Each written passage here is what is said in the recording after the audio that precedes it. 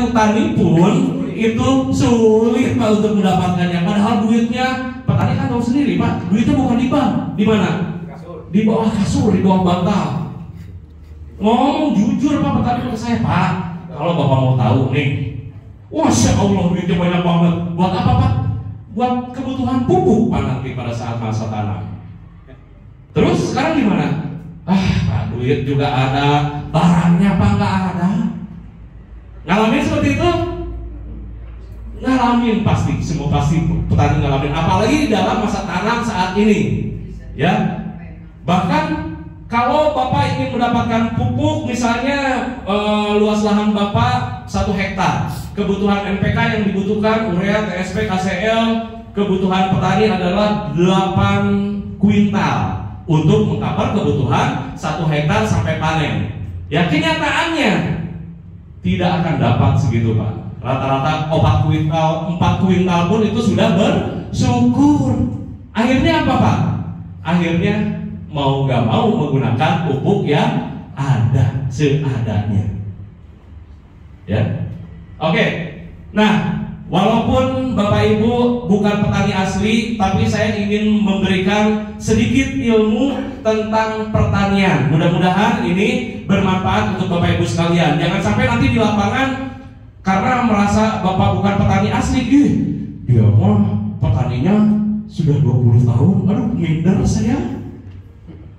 Ya, jangan sampai seperti itu Pak. Karena eco farming ini Bapaklah yang harus menguasai ilmu eco farming ini 100%. Ya, bukan petani tidak paham Pak. Oke? Nah, baik Bapak sekalian. Untuk mendapatkan hasil pertanian yang baik itu perlu memperhatikan keseimbangan agroekosistem. Ngerti tidak ngerti dengerin aja.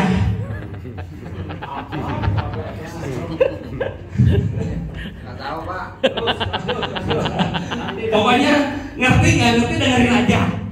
Ya, keseimbangan agroekosistem ini ya. Ini didukung oleh 2 komponen Pak. Kalau Bapak pengen tahu mau dicatat agroekosistem itu apa ini Pak?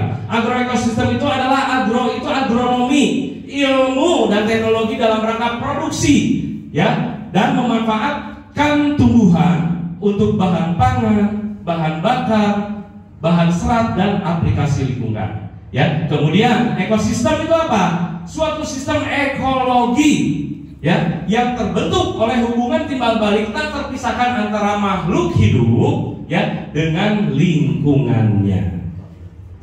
Ini yang disebut dengan agroekosistem. Jadi ini harus seimbang Pak. Jadi keseimbangan agroekosistem itu harus dijaga. Untuk apa? Untuk pertanian berkelanjutan. Oke? Nah, keseimbangan agroekosistem itu didukung oleh 2 komponen. Yang pertama ada yang disebut dengan komponen abiotik. Wah, ternyata rumitnya eco farming ini ternyata nggak kayak yang si Banteng itu. Si Banteng udah jadi, konsumsi aja, beli aja. Eco farming Pak, makanya ada training khusus untuk eco farming ini. Karena Bapak selepas training ini, Bapak serasa menjadi orang pertanian. Mau Pak? Mau Bapak dan harus bisa. Oke? Nah, komponen abiotik itu terdiri dari air, tanah, udara, cahaya, suhu, kelembaban, arus angin, derajat keasaman atau yang disebut dengan pH tanah, iklim, topografi, unsur hara atau garam mineral, dan pupuk dan pestisida kimia. Ini yang disebut dengan komponen abiotik. Kemudian komponen yang kedua disebut dengan komponen biotik. Komponen biotik itu terdiri dari mikroorganisme, biota tanah, biota air, musuh alami, refugia, agen hayati, hama, penyakit, gulma, jenis tanaman, hewan ternak, manusia. Itu disebutnya komponen biotik. Saya yakin dah di otaknya pasti masuk. Bener nggak? Bener nggak? Ngaku lah, ngaku. Serius? Nggak apa-apa, paham tidak paham, Bapak dipaksakan harus memahami. Ya, makanya tulis, makanya dikasih buku tulis dan pulpen. Untuk apa? Nanti Bapak jelaskan ke petani. Oke? Nah, keseimbangan agroekosistem itu harus terjaga, harus seimbang antara komponen abiotik dan komponen biotik. Ini adalah yang disebut ya keseimbangan agroekosistem. Ya. Nah, kemudian tanah yang ideal. Tanah yang ideal yang seperti apa, Pak? Tanah yang ideal itu mempunyai sifat fisik, struktur dan teksturnya harus bagus. Ya. Kemudian mempunyai sifat kimia, kapasitas tukar kation dan derajat keasaman atau pH tanah. Kemudian mempunyai sifat biologi, bahan organik, ya, bakteri positif sebagai decomposer, dan ini semua dibutuhkan untuk merestorasi kesuburan tanah. Kenapa tanah diperhatikan? Kenapa tanah menjadi hal yang harus diperhatikan oleh petani? Karena tanaman kan ditanamnya bukan di ubin, betul tidak? Tanaman bukan ditanam di plastik, bukan, di tanah. Sehingga kalau bercocok tanam pengen bagus, tanahnya dulu yang harus diperhatikan. Oleh siapa? Oleh pelakunya. Oke? Kemudian apa lagi? Nutrisi tanaman ideal. Ya. Nah, nutrisi tadi sudah kasih pengetahuan dari awal, sudah diperkenalkan tadi. Nutrisi itu tadi apa? Kalau manusia itu 4 sehat 5 sempurna. Nutrisi itu makanan yang dibutuhkan oleh tanaman, ya, berupa protein, karbohidrat dan sebagainya. Di dalam bahasa pertanian disebutnya unsur hara. Ini adalah makanan untuk tanaman. Ya, makanan untuk tanaman itu disebutnya unsur hara. Dan unsur hara ini dibutuhkan oleh tanaman. Ada unsur hara makro primer, unsur hara makro sekunder, dan unsur hara mikro. Ya, nah unsur hara makro primer itu ada nitrogen, fosfor, dan kalium. Atau petani pasti mengenal dengan namanya NPK. Tahu Pak?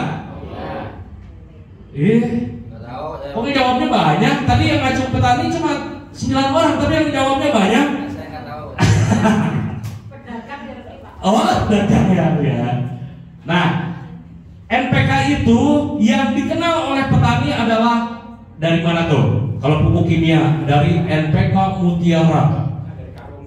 Yang karungnya ya, NPK Grower. Kemudian Ponska. Itu NPK. Ya. Apakah tahu? Kalau Bapak tanya kepada petani, Pak, itu unsur hara yang dipakai oleh kebutuhan Bapak apa? Apa sih Pak unsur hara? Ya pupuk lah, pupuk yang biasa Bapak pakai untuk pertanian. Apa yang suka dipakai untuk memberikan nutrisi ke tanaman? Nutrisi itu apa Pak? Gak ngerti. Saya itu hanya pakai NPK. Makanya gitu. Taunya NPK. NPK itu apa? Terdiri dari apa NPK? Nitrogen, fosfor, kalium. Nitrogen itu adanya di mana? Di urea. Makanya di urea ada nitrogen 45%. Fosfor adanya di mana? Di SP36. Itu disebutnya pupuk tunggal. Kalium adanya di mana? Di KCL. Tuh, petani asli mesti tahu. Ya. Nah, ini Pak, NPK itu ada 2 macam. Ada NPK tunggal, pupuk tunggal disebutnya, yaitu urea, KSP, KCl. Ureanya NPK, fosfornya itu SP36, KCl-nya itu kaliumnya. Dan juga ada NPK majemuk yang sudah disatuin, yaitu ada NPK Mutiara, ada Ponska, ya, itu NPK majemuk. Kemudian ada unsur hara makro sekunder. Nah, ini Pak, ini yang memang banyak petani menggunakan pupuk makro saja yang biasa dilakukan oleh petani. Itu pun ketika petani menggunakan pupuk makro, nitrogen, fosfor, kalium, mereka pun tidak paham Pak cara penggunaannya. Kan ini ada masa-masanya. Penggunaan nitrogen kapan, penggunaan fosfor kapan, Pemudaan kalium kapan? Yang terjadi apa di lapangan? Baru aja ditanam 1 minggu, udah dikasih, Pak, udah dikasih pupuk kimianya. Pan eco farmingnya sudah dikasih, sudah Pak. Sebelum tanam pun sudah disemprotin, bagus. Nah kemudian Pak, pupuk kimia sudah diberikan Pak. Oh sudah Pak. Kapan? 7 hari setelah tanam saya memberikan pupuk kimia. Oh bagus. Pupuk kimianya apa Pak yang Bapak berikan? KCL Pak. KCL. Nah, tuh kan, bingung kan? Bingung nggak? Bingung. Kadang-kadang petani juga tidak paham, ya, bahwa nitrogen itu untuk apa, fosfor itu untuk apa, kalium itu untuk apa, urea kapan diberikannya, TSP, KCL kapan diberikannya. Jadi Bapak Ibu sekalian, dalam dunia pertanian itu ada yang disebut dengan masa vegetatif dan masa generatif. Masa vegetatif adalah masa pertumbuhan dari 0 tahun, ya, sampai 50 HST. Itu masa vegetatif. Masa generatif dari umur 50 HST hari setelah tanam sampai panen. Itu masa pengisian bulir padi, masa pembungaan, ya, masa pertumbuhan pengisian bulir padi, ya, sampai panen. Itu disebutnya masa vegetatif. Masa generatif, ya. Masa vegetatif itu masa dari mulai 0 tahun itu sampai jadi tumbuh, sampai jadi anakan, sampai mulai dari 3 daun, jadi 5 daun, jadi 10 daun. Itu masa generatif. Ya. Masa vegetatif. Ya. Nah, di masa-masa itu perlakuan pupuk kimia yang biasa dilakukan pun berbeda. Ya, pupuk kimia yang dibutuhkan pada saat masa vegetatif itu nitrogen yang dibutuhkannya untuk pertumbuhan dari mulai ditandur, ya, karena dari mulai ditandur itu biasanya si padi ada yang kuning, ada yang segede-gede gitu aja umur 7 hari itu, ya. Nah itu dipacu oleh nitrogen. Ya, kemudian umur 21 masih juga masa vegetatif, itu baru dicampurkan, ada penambahan, ya, diberikan urea 25%, ya, kemudian TSP 36 25 kilo ya maksud saya, terus KCL-nya 25 kilo, ya. Kemudian di masa generatifnya butuh ureanya 25 kilo, KCL SP36-nya 25 kilo dan KCL-nya 75 kilo. Itu jika kita menggunakan pupuk eco farming. Ya, karena itu kalau dihitung kebutuhan itu adalah hanya 25% saja. Bayangkan kalau tidak pakai pupuk eco farming kan berarti pakai pupuk kimia itu rata-rata hampir 8 kuintal kebutuhan untuk 1 hektar. Oke? Paham tidak paham? Saya lanjutkan ya. Oke. Kemudian komponen lainnya air, udara, iklim, cuaca, lingkungan tumbuh ini pun mempengaruhi tumbuh kembangnya tanaman bisa hidup dengan sempurna. Ya, dan ini komponen-komponen ini harus yang ramah lingkungan. Ya. Kemudian ini saya contohkan, ya. Nah, ini Pak. Kalau tadi Bapak melihat penjelasan tadi kalau pusing, nah ini saya visualkan. Ya, saya contohkan tanaman padi. Tanaman padi ini bisa hidup tumbuh dengan baik jika tadi keseimbangan agroekosistem itu terjaga. Ya, keseimbangan agroekosistem itu seimbang, Pak. Ya, di sini Bapak Ibu bisa lihat ada sinar matahari, ada udara, ada air, kemudian ini ada apa? Cacing belut. Ya, ini adalah mereka ini adalah yang membuat tanah menjadi subur, penyubur tanah secara alami. Kemudian ada nutrisi NPK, bahan organik yang memang sudah ada di dalam tanah. Ya, kemudian ini ada tikus, ada tomcat dan sebagainya. Ini adalah sebagai predator yang memangsa hama. Ya, Allah itu sudah adil, Pak. Allah itu sudah menciptakan hama dan pembunuh hama, Pak, secara alami. Ya, nah, maka tanaman padi ini akan hidup dengan baik, ya, jika keseimbangan agroekosistem itu terjaga. Contoh, ada yang petani asli ngacung tadi, Pak, kalau padi, Bapak nanam padi nggak? Nanam. Kalau tanaman padi Bapak, sawahnya kemudian ada pohon yang menutupi sawah Bapak, kira-kira akan bagus tidak hasilnya? Tadi nggak ngacung, katanya bukan petani asli. Asli ya. Ya, setuju ya Pak ya? Kenapa? Karena tanaman ini butuh sinar matahari untuk apa Pak? Untuk proses fotosintesis. Ya, paham ya? Jadi jangan nanti ketika di lapangan ketemu dengan petani, Pak, sawah saya ini ada pohon cemara yang gede Pak, nutupin, berpengaruh tidak ya Pak untuk pertumbuhan tanaman saya? Oh enggak Pak, dengan ekofarming pasti bagus. Pernah seperti itu? Atau belum pernah menemui? Jangan sampailah menemui seperti itu ya. Jawaban kita salah besar. Jadi kita sebagai mitra PTBS ya juga jangan overclaim. Apa overclaim? Oh, melakukan segala cara. Yang penting pupuk kita bisa masuk. Eco farming, kalau ada tanaman yang menutupi sawah kita akan bagus. Bagus Pak dengan eco farming. Begitu kenyataannya, mana Pak bagus-bagus. Bisa seperti itu Pak. Makanya di sini mulai kita belajar. Mari kita memasongkan gelas Bapak untuk menambah ilmu pertanian yang nanti akan insya Allah Bapak siarkan kepada petani yang lain. Ya, karena yang saya tahu dan saya alami rata-rata, mohon maaf nih, ya, petani mendapatkan ilmu pertanian itu bukan dari keilmuan pertanian. Betul tidak Bu?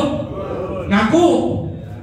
Rata-rata dari mana? Dari kakaknya, dari adiknya, dari neneknya, betul tidak? Dari temannya. Ketika ada serangan hama, waduh, kena wereng, bingung. Nanya ke siapa? Wah, kamu kok bisa bagus itu tanamannya kena wereng pakai apa? Ini pakai ini. Tahunya dari mana? Dari temannya. Betul tidak? Termasuk cara bercocok tanam, cara menggaru, ya, cara replanting. Replanting apa Pak? Tahu Pak? Replanting itu memindahkan bibit padi dari persemaian ke sawah, itu namanya replanting. Nah, yang mitra-mitra yang petani KW tulis tuh, oh itu replanting namanya ya. Jangan sampai nanti ketemu di lapangan nggak ngerti replanting aja.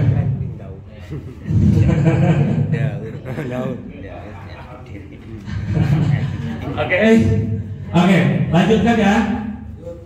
Nah, masalahnya Pak, problemnya adalah ini Pak, penggunaan pupuk dan pestisida anorganik, ya, yang berlebih yang menyebabkan banyak masalah. Ya, anorganik itu apa Pak? Anorganik itu pupuk kimia. Ya, penggunaan pupuk dan pestisida. Pestisida itu apa? Pestisida itu adalah racun pembunuh hama. Ada baterainya.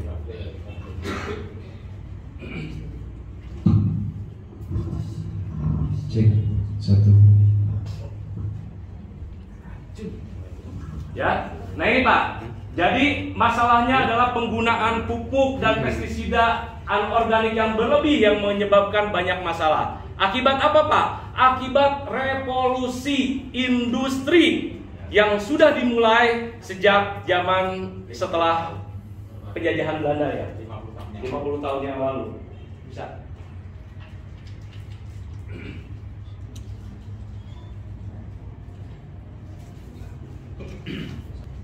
Oke Pak, lanjut. Nah ini Pak, masalahnya di sini, ya. Nah kemudian Pak, dengan penggunaan pupuk kimia yang berbahaya tersebut, pestisida beracun untuk pengendalian hama, itu akan membuat kerusakan pada tanah. Kemudian apalagi? Matinya organisme penyubur tanah. Apa itu organisme penyubur tanah? Cacing, belut, apalagi kini-kini, kuang-kuang, orang-orang apa? Kemudian ada bakteri positif, ya, yang ada di dalam tanah yang seharusnya bisa menyuburkan tanah mati ketika bertemu dengan pupuk kimia dan pestisida pengendali hama atau racun, ya. Kemudian apalagi? Matinya musuh alami hama dan munculnya hama yang resisten. Allah sudah menciptakan musuh alami secara musuh hama secara alami, ya, yang sudah Allah ciptakan. Dan ini akan mati juga ketika Bapak atau petani menyemprotkan pestisida racun, ya.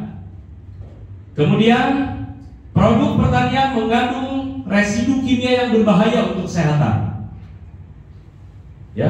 Nah ini Pak, produk pertanian yang Bapak Ibu makan setiap hari, dari sayuran, dari buah, dari beras dan sebagainya, hasil dari pertanian yang menggunakan pupuk kimia dan pestisida racun tersebut, ya, itu sangat berbahaya untuk kesehatan Pak, karena bahan-bahan kimianya itu tidak terurai oleh tumbuhan dan itu akan terus tersedot masuk ke dalam buah, dan buahnya siapa yang makan? Bukan hanya petaninya Pak, orang yang tidak berdosa pun ikut memakannya, sehingga banyak mengonsumsi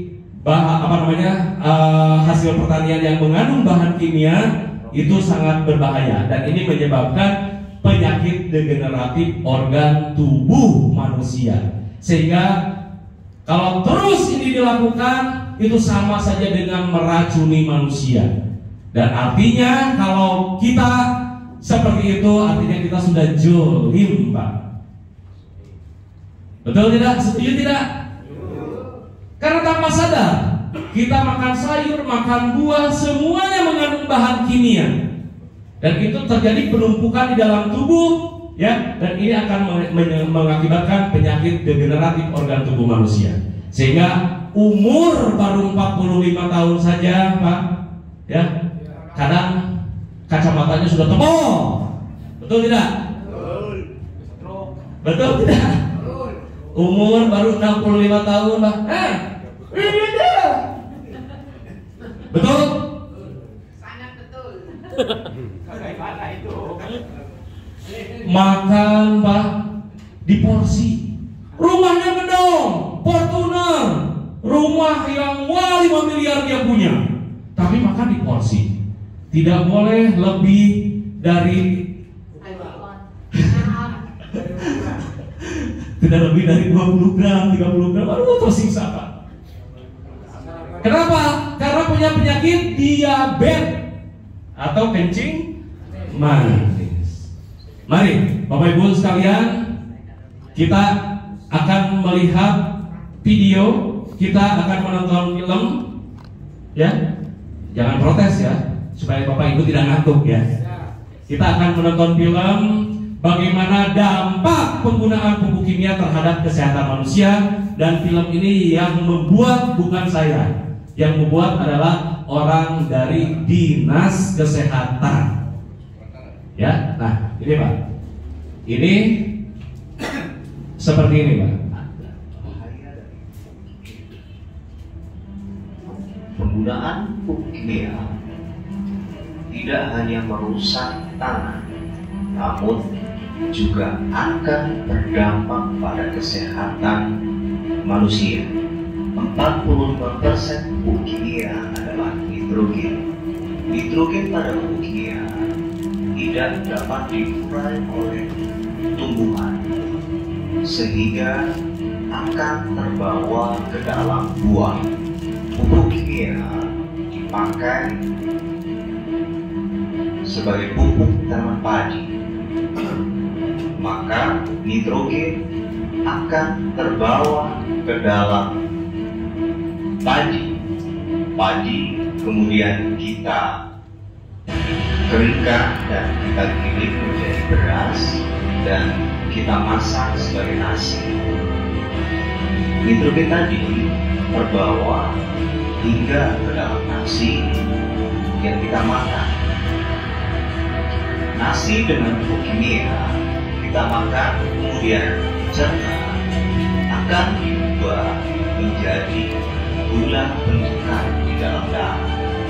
Nah, gula bentukan ini tidak mampu diurai oleh insulin dan terus-menerus akan menumpuk di dalam darah. Penumpukan gula bentukan lama-kelamaan akan membuat darah semakin mempunyai kadar gula yang tinggi. Disitulah pupuk kimia akan memicu penyakit diabetes. Semakin ketatnya darah, maka akan membuat ginjal kita bekerja secara ekstra. Ginjal memfilter darah, harusnya ginjal kita bisa memfilter makanan yang mengandung purin untuk mengontrol kadar asam urat dalam batas normal. Namun karena ginjal kita sudah bekerja keras memfilter darah yang mengandung kadar gula tinggi dari pupuk kimia, maka ginjal akan susah memfilter purin. Disitulah penggunaan pupuk kimia akan berdampak pada kadar asam urat kita. Begitu juga dengan kolesterol. Harusnya kolesterol itu dibutuhkan oleh tubuh kita yang memfilter adalah ginjal kita. Namun karena dari kecil setiap hari kita mengkonsumsi makanan yang mengandung kimia, bukan hanya nasi, buah, sayur, dan semua yang mengandung bahan kimia dan pupuk kimia, maka akan memberatkan fungsi ginjal kita sehingga kolesterol, asam urat tidak mampu kontrol oleh ginjal kita yang benar-benar sehat. Disitulah bahaya dari pupuk kimia juga bahan kimia yang kita konsumsi. Oke Pak, baik. Tahu sekarang ya Pak ya? Itulah bahaya penggunaan pupuk kimia. Ya, dan ini sangat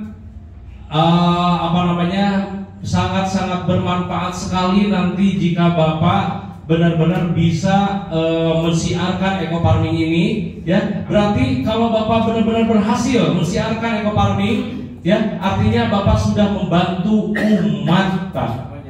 Ya, menyelamatkan banyak umat terbebas dari penyakit-penyakit seperti ini, penyakit-penyakit degeneratif yang diakibatkan oleh makanan-makanan yang mengandung pupuk kimia. Dan ini sangat berbahaya sekali, ya. Dan itu nanti akan menjadi patokan Bapak. Oh, berarti selama ini saya sudah jolim kepada manusia-manusia yang lainnya ketika saya menggunakan pupuk kimia. Oke, lanjutkan Pak. Belum ngantuk? Belum. Kalau Bapak mau lanjutkan, izin ya, saya mau buka jaket. Apa ini namanya? Gerak. Sumo. Haredang. Lebih gaya tidak Pak? Ya. Lebih gaya ya? Turun. Kayak tentara nggak? Ah, sami. Tentara eco farming. Luar biasa, tepuk tangan. Baik Bapak Ibu sekalian. Kemudian solusinya apa? Ya, tadi masalah, dan masalah. Sekarang solusinya. Kita harus punya masalah dan harus punya solusi. Ya, Bapak Ibu yang saya hormati, solusinya saat ini ada satu perusahaan yang memang peduli terhadap petani di Indonesia, yang mengeluarkan satu produk kebanggaan Indonesia adalah eco farming. Tepuk tangan untuk eco farming. Nah, Bapak sekalian, pupuk eco farming ini menjadi solusi pertanian sehat dan ramah lingkungan untuk pembangunan pertanian berkelanjutan. Ya. Kemudian mewujudkan pertanian terpadu, yaitu pertanian dan peternakan. Itu Pak yang disebut dengan pertanian terpadu itu. Makanya di PT BES mengeluarkan satu produk pertanian dan peternakan. Dan itu adalah yang disebut dengan pertanian terpadu. Makanya di Indonesia ada dinas pertanian. Di dinas pertanian itu bukan hanya divisi pertanian saja Pak, tapi ada divisi peternakannya. Ya. Nah, Bapak Ibu sekalian, yang kedua, penggunaan pupuk organik. Ya. Yang ketiga, penanganan hama yang ramah lingkungan. Dan saat ini kita sudah mengeluarkan juga satu produk pengendali hama yang ramah lingkungan, yaitu eco farming Agen Hayati, ya, dan penanaman refugia. Wah, udah pusing lagi aja nih, apalagi petani-petani yang KW5. Aduh Pak, apalagi si refugia? Tahu Pak refugia? Saya nggak nanyanya nggak petani KW, petani asli tahu refugia? Belum Pak, masih sekolah ini. Kan petani asli. Bapak petani asli, tahu refugia? Nah, itu Pak. Ya. Karena tidak akan berbeda dengan petani-petani di luar sana yang memang yang tadi saya katakan itu, ilmu pertanian mereka bercocok tanam sudah 20 tahun yang lalu, tapi ilmu pertanian mereka itu rata-rata dari temannya, kakaknya, adiknya, emaknya, uangnya dan sebagainya. Betul? Nah, di sini kita akan kupas habis sehingga Bapak Ibu mendapatkan ilmu betul-betul pada saat keluar dari pelatihan ini, Bapak Ibu sudah mengantongi ilmu. Makanya gelasnya kosongkan dulu biar terisi penuh. Setuju? Oke. Nah, Bapak sekalian, eco farming ini, ya, ini adalah pupuk organik super aktif hasil penelitian ahli pertanian lebih dari 17 tahun Pak, ya, yang memiliki kelebihan antara lain mengandung bakteri positif atau dekomposer sebagai bioaktivator yang dapat mengurai bahan organik yang ada di dalam tanah, ya, sehingga dapat merestorasi kesuburan tanah. Apa itu merestorasi? Merestorasi itu mengembalikan kesuburan tanah. Yang kedua, mengandung 13 unsur hara. Apa tadi unsur hara? Nutrisi yang dibutuhkan oleh tanaman, sehingga tanaman menjadi sehat dan produktif dan memiliki imunitas yang baik atau kekebalan tubuh yang baik, ya, sehingga tidak mudah terserang hama dan penyakit. Ya, yang ketiga, sebagai alternatif pengembangan produksi pertanian sehat dan ramah lingkungan. Ya, kemudian dapat menekan penggunaan pupuk anorganik 50% bahkan 100%. Ya, kemudian berbentuk briket padat sehingga praktis, efektif dan efisien. Briket padat itu seperti ini. Ini adalah briket padat. Ya, jadi yang sudah dipadatkan. Dan di sini Pak, kasih bocoran dulu ya sedikit ya. Nanti padahal akan dijelaskan di slide-slide berikutnya. Eco farming ini Pak, walaupun bentuknya segede gini, ini hanya 30 gram Pak, tapi bisa mengcover sekali pengaplikasian tanaman, ya, ini untuk 1 hektar. Tepuk tangan dulu eco farming. Ya. Segede gini Pak, ini yang disebut dengan kecil-kecil cabai rawit Pak. Ya, walaupun kecil, tapi kandungannya ini luar biasa di dalamnya. Ya, nah kemudian Pak, jangan takut, jangan khawatir. Eco farming itu sudah mempunyai legalitas yang jelas, sudah mempunyai izin dari Kementerian Pertanian Republik Indonesia. Bapak jangan khawatir, jangan takut nanti ketika Pak, kalau nanti saya memasarkan di lapangan kayak gimana kalau saya diciduk Pak sama Pol PP? Tidak akan mungkin Bapak diciduk oleh Pol PP ya. Bapak jelaskan. Ini loh legalitas eco farming. Eco farming itu sudah mempunyai izin dari Kementerian Pertanian Republik Indonesia. Ya, dan ini bukan pupuk abal-abal Pak. Tahu pupuk abal-abal? Atau pupuk kaleng-kaleng yang kemarin waktu dipikir, wah bagus. 2 kali, 3 kali pemakaian, 5 kali, 6 kali pemakaian, begitu 7 kali mau pakai lagi, nggak ada produknya. Ada yang seperti itu Pak? Banyak Pak. Banyak yang seperti itu. Ya kenapa? Kok nggak ada lagi? Padahal pupuknya bagus. Padahal pupuknya kepake oleh petani. Kenapa Pak? Salah satunya tidak mempunyai izin. Pasti digulung Pak. Nah, kita cukup berbangga karena produk eco farming ini sebanyak-banyaknya Bapak bikin omset eco farming ini, ya karena kita sudah aman, sudah mempunyai izin dari Kementerian Pertanian Republik Indonesia. Tepuk tangan untuk eco farming. Nah, selain dari itu, eco farming pun sudah mempunyai izin atau sertifikat organik yang menyatakan bahwa eco farming ini tanpa racun, tanpa bahan kimia organik murni 100%. Ya, nah kemudian manfaat eco farming pada tanah apa Pak? Manfaat eco farming pada tanah yang pertama meningkatkan unsur hara tanah. Yang kedua mengurai bahan organik dalam tanah. Yang ketiga meningkatkan pH menjadi normal, menjadi pH 7. Nah, pertanyaannya adalah apa itu pH? Ada yang tahu? Nah, ada salah satu yang tahu ya. pH itu adalah tingkat keasaman tanah yang bisa menilai bahwa tanah ini subur atau tidak, tanah ini cocok atau tidak ditanami varietas tanaman yang mau kita pakai. Sehingga kalau Bapak ingin profesional sebagai pemasar eco farming, sebagai pembimbing, pembina para petani cerdas nanti yang akan ada di wilayah Bapak harus selalu membawa alat pH tanah. Ya, masukin aja Pak. Bila perlu pakai tali rapia, tahu Pak? Tahu tali rapia? Ikat pakai tali rapia ya, terus digantungin di leher Bapak sini. Woi, gaya. Dari mana Pak? Saya Pak penyuluh pertanian dari eco farming. Wah keren ya, itu ngegantung alat ukur pH tanahnya. Ini tidak boleh ditanam.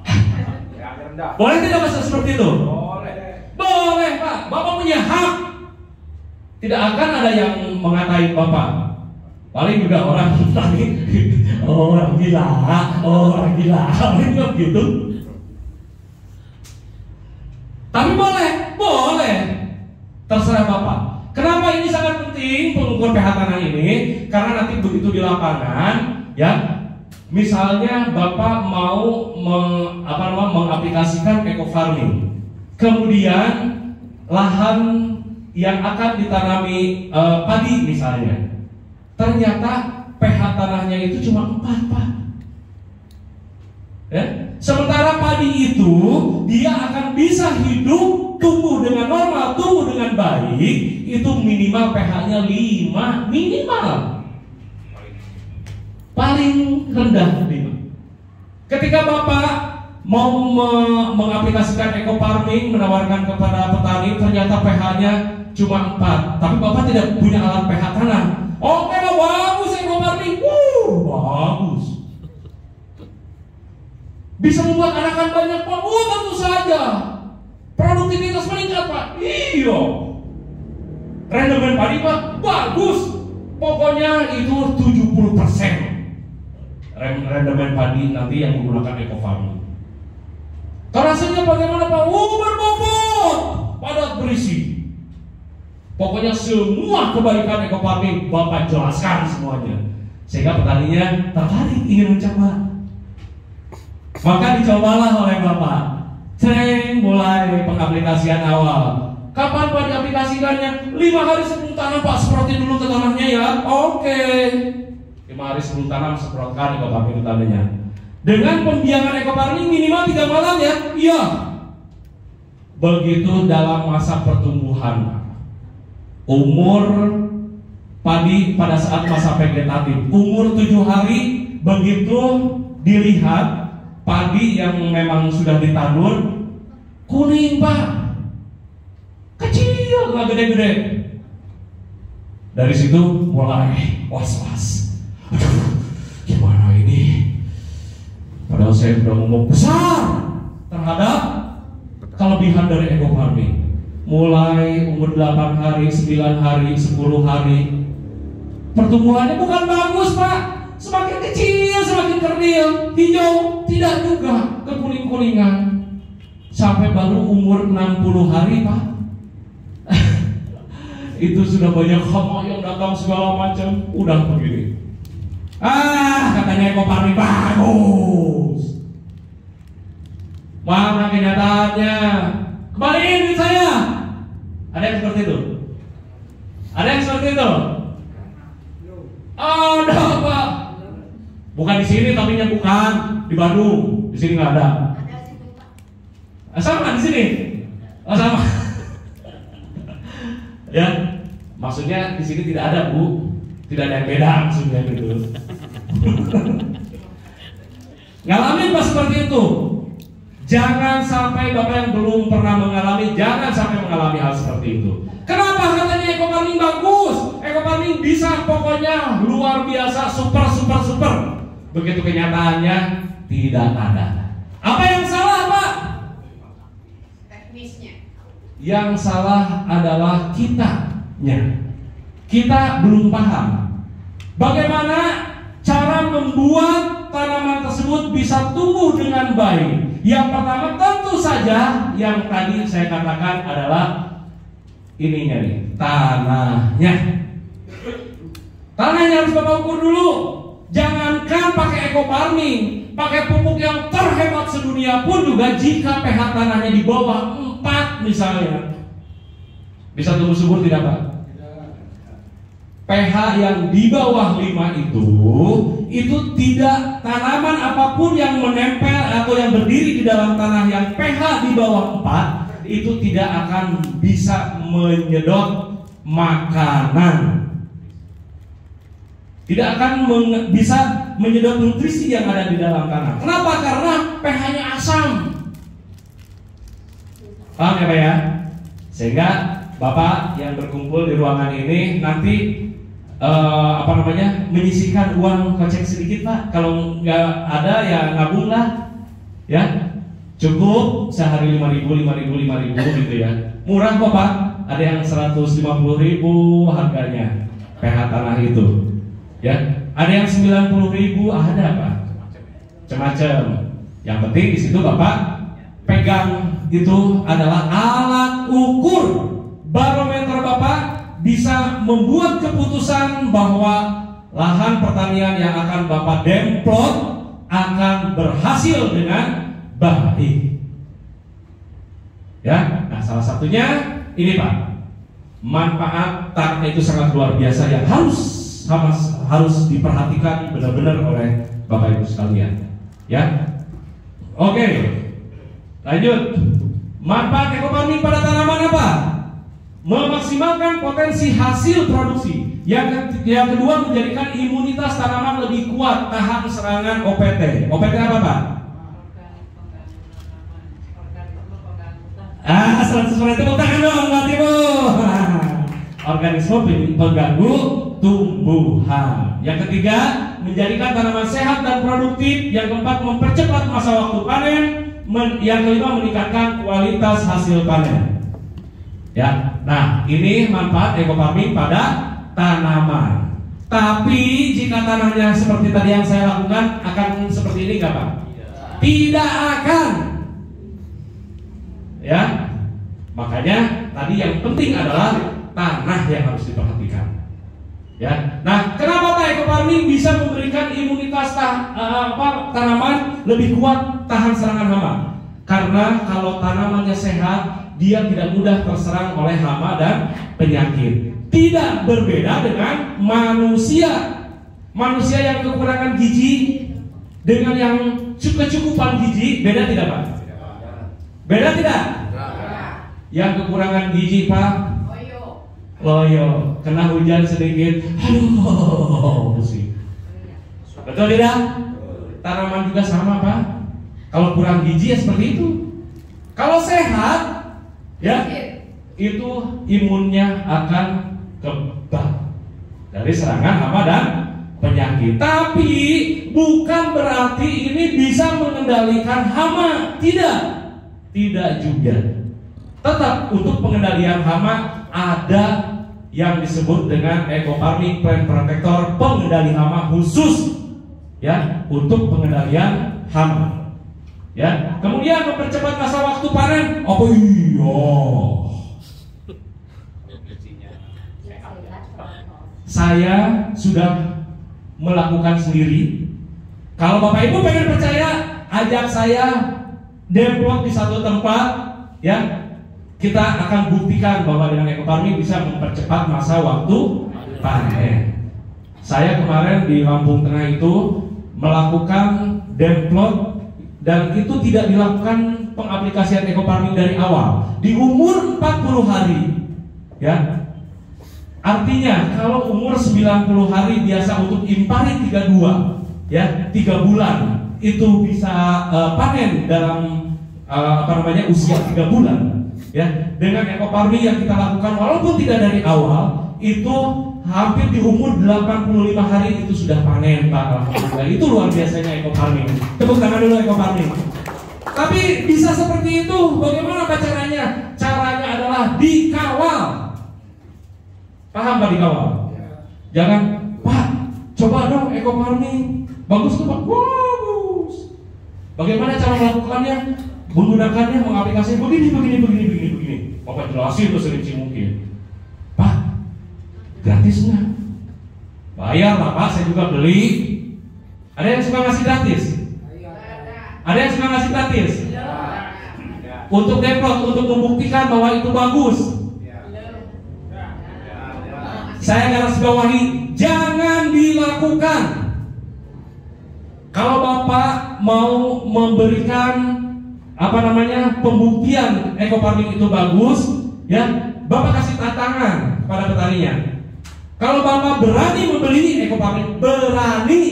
ekofarming, maka saya berani mengawal para petani tersebut dari mulai pengolahan lahan sampai panen. Itu adalah win-win solution. Kalau Bapak ingin membuktikan ekofarming karena takut misalnya petani tidak beli kemudian dikasih gratis, ya itu tidak pernah bisa menjamin ekofarming ini akan benar dipakainya. Kalaupun benar bilangnya apa? Pak, karena nggak mau ditagih nantinya, atau nggak mau didatengin lagi. Hasilnya bagus dengan penggunaan ekofarming, tidak dikawal ya, tidak dikawal, bagus hasilnya. Tapi ketika Bapak datang lagi ke situ, Pak, di mana ekofarming? Mana bagus-bagus. Padahal kata tetangganya, Pak, itu bagus Pak kemarin. Kok ngomongnya nggak bagus ya? Kenapa tuh? Yang ngutangin takut ditagih. Betul tidak? Betul. Ada yang seperti itu? Nggak ada. Nggak ada beda. Nggak ada bedanya. Ya, jangan kayak Sinterklas Pak, Sinterklas bagi-bagi gratis. Kita mah bukan Sinterklas Pak, ya. Kita mah umat Nabi Muhammad sallallahu alaihi wasallam. Kita mah dagang, ya. Betul tidak Pak? Ada yang seperti itu Pak. Saya pernah mengalami hal seperti itu. Karena pengalaman pahit ini tidak mau saya Bapak Ibu yang hadir di ruangan ini mengalami hal yang serupa. Karena jauh Pak. Saya di Bandung, yang di Depok di Palembang. Jauh nggak? Saya coba-coba aja, Pak, cobain ya. Gratis ya Mas? Cobain aja dulu lah, gampang. Nanti bayar panen gimana Pak? Oh, Yarnen Pak, bayar panen. Setelah dilakukan, kata tetangganya bagus. Saya nggak percaya nih tetangga yang ini, jangan-jangan bohong ke saya. Saya nanya lagi ke tetangga yang sebelahnya, bagus tidak Pak? Bagus Pak. Kok ngomongnya jelek? Ya kenapa ya? Saya nanya lagi ke yang sebelah sini, Pak Ali itu bagus nggak pakai ekoparming itu? Bagus Pak. Kok ngomongnya jelek ya ke saya? Nah itu Pak salah satunya. Kenapa ternyata usut punya usut takut ditagih. Atau yang benar menggunakan ekoparming ketika Bapak anjukin, apa anjukin ya? Hutangin. Kalau bahasa Bandung dianjuk. Kalau bahasa sini dihutangin, nanti bayar panen. Ya, tidak Bapak kawal. Ya. Kemudian petaninya menggunakan ekoparming ini dengan SOP yang benar. Ketika melakukan penggunaan ekoparming tersebut, itu yang seperti tadi saya bilang tadi, ya, itu hasil akhirnya adalah gagal panen. Kenapa gagal panen? Banyak hal Pak, banyak hal yang bisa membuat gagal panen. Kenapa gagal panen? Karena tidak adanya pengawalan. Apakah Bapak selama ini pernah mengawal petani sampai dari mulai pengolahan lahan sampai panen? Belum. Itulah Pak masalahnya. Masalahnya di situ karena Bapak mendingan memutuskan untuk mengawal satu petani tapi sampai panen Pak. Dari satu petani yang merasa puas dengan menggunakan ekoparming, mulutnya Pak lebih dari ember Pak. Percaya tidak? Pak ngomongnya kemana-mana. Lebih hebat dari radio. Radio butut Pak, kadang kedengaran kadang enggak, betul enggak? Petani kalau sudah merasa puas Pak, ya, tanpa kita tahu pun nanti ketika kita datang lagi ke situ, Pak, pengen coba Pak, itu sih itu bagus. Gimana sih Pak caranya? Padahal awalnya kita tawarin nggak mau, nolak, karena belum ada bukti. Ketika Bapak sudah membuktikan, itu akan berduyun-duyun datang ke Bapak, bisa telepon, bisa WA segala macam, ingin di prospek. Percaya? Sekarang yang saya lakukan seperti itu Pak di Lampung Tengah. Padahal saya cuma di Lampung Tengah, di Bandar Surabaya saja, satu kecamatan saja Pak. Yang saya lakukan pun cuma satu petani awalnya. Tapi saya sampai hitam kayak gini Bu. Kelihatan? Oh, aslinya putih ya? Enggak, aslinya putih, aslinya ganteng. Selama 4 bulan saya di Lampung sana, dari mulai pengaplikasian ekoparming ke tanaman padi, ya, ke tanaman sawit, kemudian ke hortikultura dari mulai timun, kacang panjang, pare, gambas, cabai Pak. Kalau Bapak melihat perjuangan saya sedih Pak. Nanti lihat videonya ya. Tapi jangan nangis ya. Iya Pak. Sampai Sarah harus naik-naik pohon. Karena pohon sawitnya tinggi Pak. Bukan nangis ya, ini kelilipan. Itu luar biasa Pak. Saya benar-benar mengawal itu dari mulai pengolahan lahan. Petaninya padahal belum ada di kebun Pak. Saya udah nongkrong di kebun. Belum bangun petaninya. Iya. Cuma nongkrong. Iya cuma nongkrong doang. Begitu datang petaninya datang jam 7. Saya setengah 7 dari jam habis habis sholat subuh saya udah di sana. Pak dari kapan? Habis subuh Pak kesini. Kan saya jadwal penyemprotan jam 7 Pak. Pak ini 1 hektar jam 7 itu nggak mungkin cukup Pak. Kan tidak boleh lebih dari jam 9 pagi Pak. Kalau jam 7 yang diproses cuma sendirian nggak cukup. Oh iya ya Pak, iya Pak, itu Pak salah satunya itu ditongkrongin. Apalagi enggak. Yakin tidak Pak? Itu saya ngalamin sendiri seperti itu. Sampai petaninya datang, saya nggak pernah ke petani minta kopi, saya nggak pernah ke petani minta ubi goreng atau pisang direbus dan sebagainya, nggak pernah. Dikasih nolak nggak? Tapi setiap saya ke ladang, setiap saya ke sawah, itu alhamdulillah rezeki dari Allah. Pak sudah ngopi? Enggak, udah Pak tadi di sana. Kapan ngopinya? Kemarin, enggak sekarang ini mau belum. Ya Pak ngopi dulu. Insya Allah Pak berkah Pak. Duit Bapak akan utuh. Kenapa? Gak usah beli kopi, gak usah. Enggak minta, kita mah enggak. Sumpah enggak minta. Tapi petani ketika sudah dekat dengan kita Pak, ya, ketika hati petani sudah kita raih Pak, apapun yang dia punya pasti dikeluarin. Enggak anak bininya, enggak, maksudnya makanan, minuman, masa dikeluarin anak bininya juga. Ya, seperti itu Pak. Itu yang dikawal Pak. Saya kawal 6:30 saya sudah di ladang, petaninya datang jam 7. Itu pun tangkinya belum dibersihin. Coba bayangin, kalau nggak ada saya, dibersihin nggak tuh tangkinya? Mungkin nanti disemprotinnya juga jam 8. Sementara waktu penyemprotan eco farming itu ada waktunya. Ya, pada saat apa? Pada saat matahari mulai terbit. Ya, itu yang disebut dengan masa fotosintesis. Lebih dari jam 10 ke sana itu sudah tidak bisa lagi fotosintesisnya itu berlangsung. Jadi ada waktunya. Nah, sehingga kan akhirnya Pak, mohon maaf ya, nanti besok lagi aplikasi saya di sini akan datang lebih pagi lagi. Tersinggung Pak, padahal saya ngomong ke dia. Ya, maksudnya Bapak nanti datangnya lebih pagi lagi. Masa saya harus ngomong begitu ke petani? Kan enggak ya. Saya hanya mengatakan, Pak nanti selanjutnya saya akan datang lebih pagi lagi ya Pak ya. Artinya kalau saya lebih pagi lagi, Bapaknya pasti datang akan jam 6 pagi udah ada di tempat. Ya, itu yang dikawal, apalah yang tidak dikawal. Makanya wajar kalau di lapangan banyak masalah-masalah yang terjadi akibat penggunaan eco farming. Tidak puas dengan penggunaan eco farming. Waduh, bohong. Mana yang memasarkan, yang mengenalkan eco farming? Katanya bagus, katanya hebat. Mana?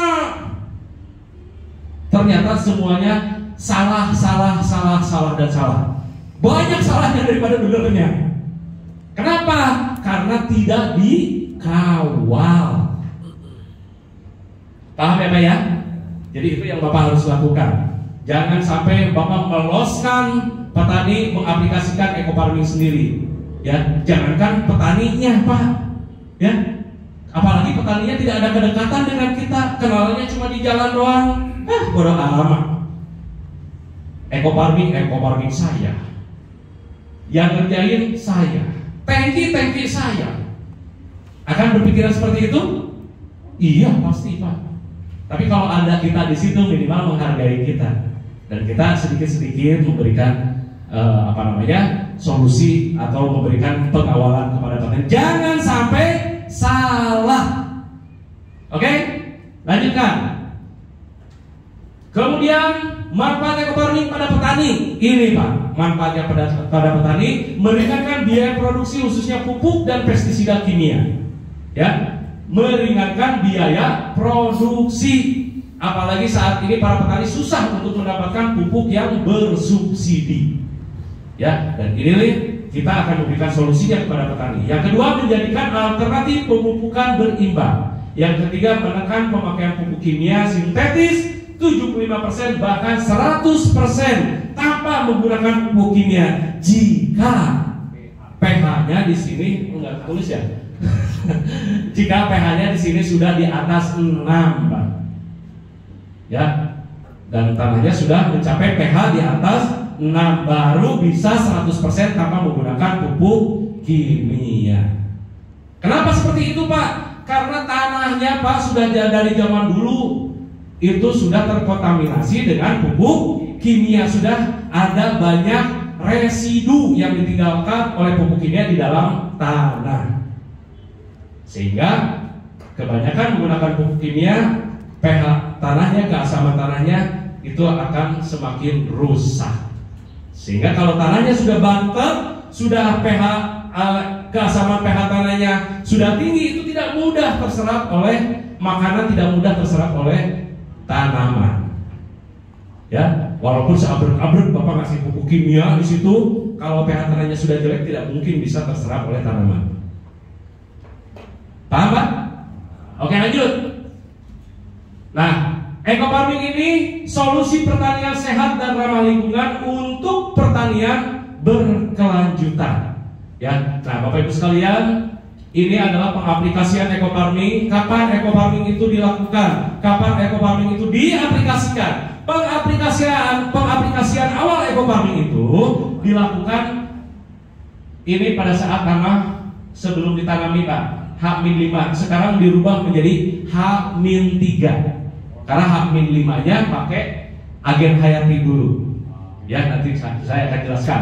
Di sini yang pertama harus masuk itu nanti eco-farming plant protector atau eco-farming agen hayati. Agen hayati, ya, eco-farming agen hayati itu dibuat dari mikroba antagonis. Wih, sudah macam-macam lagi dibahas ini. Paham tidak Pak? Belum paham. Bakteri atau mikroba itu ada yang nyantai kerjanya, ada yang gesit kerjanya, ada yang kayak preman Pak, senggol dikit bacok. Itu namanya bakteri antagonis. Senggol dikit bacok. Senggol dikit bacok, pemarah sifatnya. Nah, ini bakteri yang dikembangkan di dalam eco-farming agen hayati itu adalah bakteri-bakteri pilihan, ya, yang dikembangkan untuk pengendalian hama yang tanpa racun, tanpa bahan kimia. Ya, karena kita akan berkiblat ke pertanian yang ramah lingkungan. Untuk apa? Ya tadi ini Pak, untuk pembangunan pertanian berkelanjutan. Ya, nah ini Pak, eco-farming itu disemprotkannya H-3. Ya, H-3 5 hari atau 3 hari sebelum ditandur. Saat tanahnya sudah diolah, ya, sudah digaruk, kemudian sudah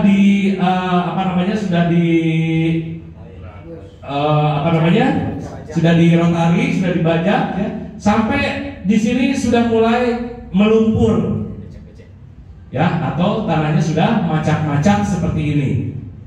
Kenapa Pak belum ada tanamannya kok disemprotin?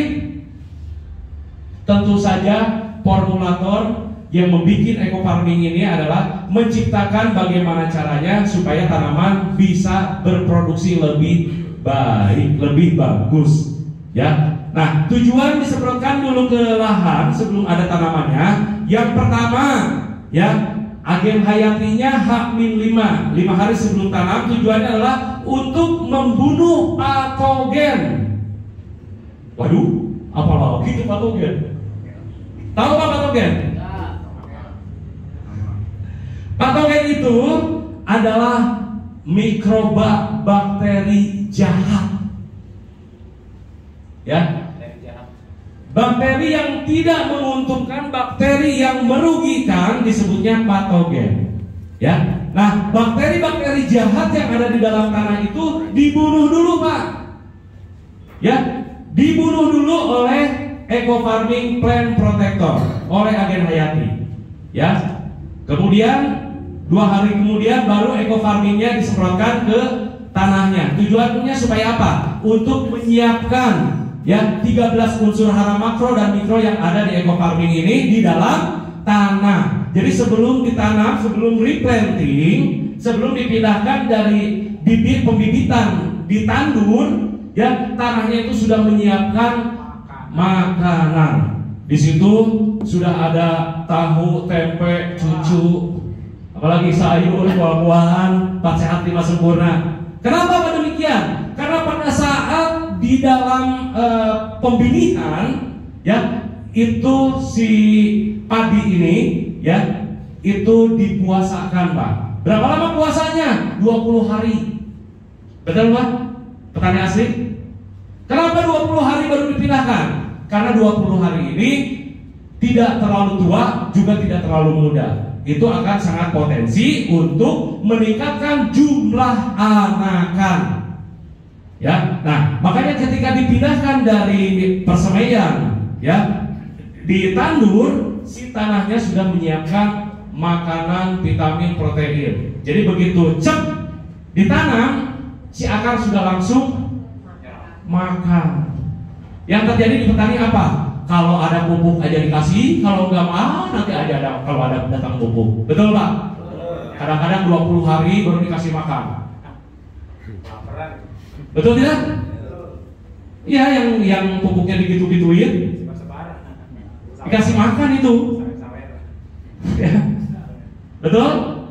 Nah kemudian selanjutnya kapan eco farming ini diberikan? Nanti ketika tanaman tersebut sudah mulai tumbuh, ya, itu di usia 14 hari setelah tandur. Ya, pada saat dari mulai masa vegetatif sampai masa generatif. Umurnya adalah di umur 14 hari setelah tanam, 28 hari setelah tanam, 42 hari setelah tanam, dan 56 hari setelah tanam. Berapa kali ke tanaman? 4 kali penyemprotan saja. Ke tanah sekali. Ya, ada yang ngantuk Pak, Bu? Ulangi Pak, ngantuk aku. Di eco farming itu ada yel-yelnya Bu. Apa yel-yelnya? Petani makmur. Oke, kita lakukan itu ya, biar gak ngantuk, biar tambah semangat, oke? Bukan Pak. Eco farming, lahan subur, petani makmur. Bisa? Bisa. Kita coba ya. Eco farming, lahan subur, petani makmur. Tuh kan yang ngantuk jadi diem. Jadi diem apa jadi semangat? Semangat atuh. Oke, lanjut. Nah Pak, dengan penggunaan pupuk eco farming itu satu rumpun tumbuh anakan padi lebih banyak. Ya, inilah Pak perbedaan eco farming ya ketika sudah digunakan oleh petani. Ini akan membuat rumpun padi satu rumpun itu jumlah anakannya banyak Pak. Ya, nah ini Pak bedanya padi dengan manusia. Nyambung gitu? Nyambung. Kalau padi anaknya banyak senang. Anaknya banyak Pak. Terus? Yang jawabnya ibu-ibu Pak. Kalau padi itu, ya, apa Bu tadi?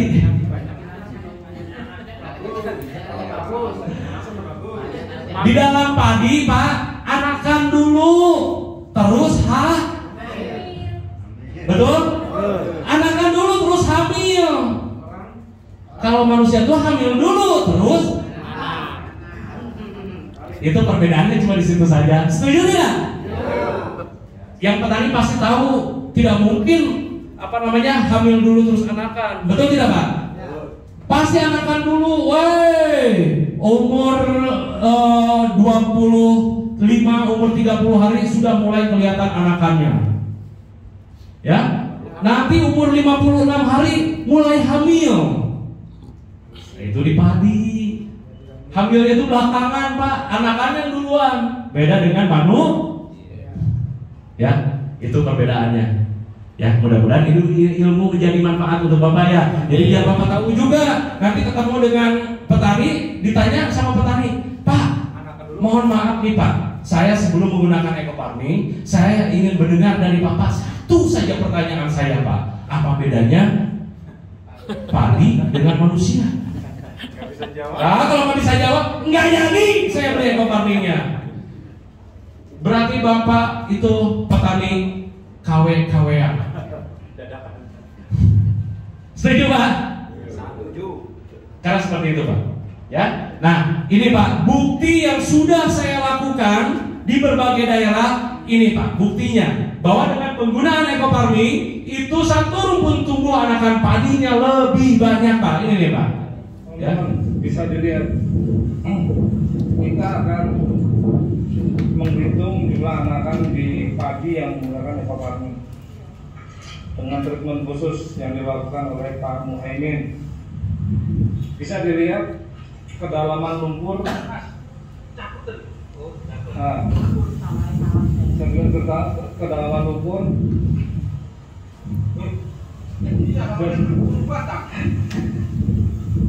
Nanti kembalikan lagi. Nah, sini. Di bawahnya. Nah, akarnya kayak gitu. Bayangkan. Nah, itu bukti Pak. Saya kenapa perlihatkan visual seperti ini biar Bapak nggak dengar saja, tapi juga melihat.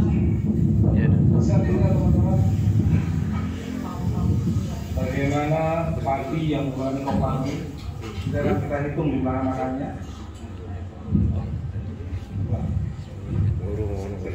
Saat ini kita akan melakukan penghitungan. Nanti setelah ini break ya Pak ya. Break dulu, setelah ini kita sholat zuhur dulu.